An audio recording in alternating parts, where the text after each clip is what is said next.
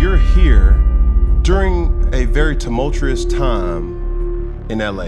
Yeah. You know, it's that feeling when you drive away and you're like, oh, it could actually not be there when I get back. I want to talk about Harlem. What made you say yes to this role, though? When I read this, I instantly was like, oh, I gotta be Camille. I went in and I met on it and we had a great meeting, and then I don't hear nothing for like 2 weeks, and I'm like, what is going on with the character Camille? And they're like, oh, they're auditioning people. And I was like, for that character? And I realized, you don't have a job. So I call her when I found out she has Quinn, and she was like, girl, are you finna come in for Camille? And I was like, yes. And I'm a bit of a gypsy and a nomad in a lot of ways. And so for me, I was like, I don't know if I can make that commitment. But with Camille, it was easy. I would love to play her for as many years as they'll let me. As you were talking, I'm thinking to myself, I'm talking to a hustler.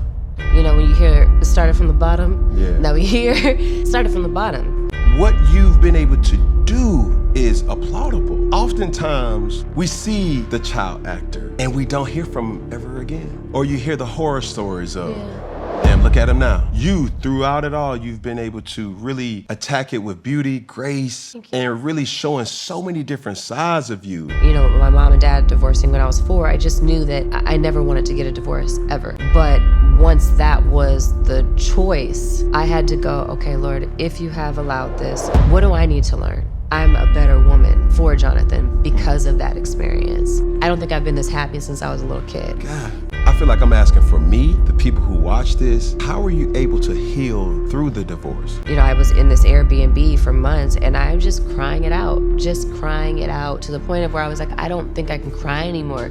One day, everybody can be like, oh, she's so good at Eve's by you, da da da da. And then, you know, 6 years later, media takeout is dragging you for how you dress and saying you've dated all these people that you have not dated, by the way. A year later, they're dragging you for wearing a dress that a Christian shouldn't wear, when 10 years before I did the cover of King magazine and I wasn't in any lingerie with my butt out or anything out. But you know what I was doing is talking about God in that interview, making sure that anybody who was reading that may not go to church would get this here, because they're not gonna get it there. It's weak to change the integrity of who I am because of somebody else.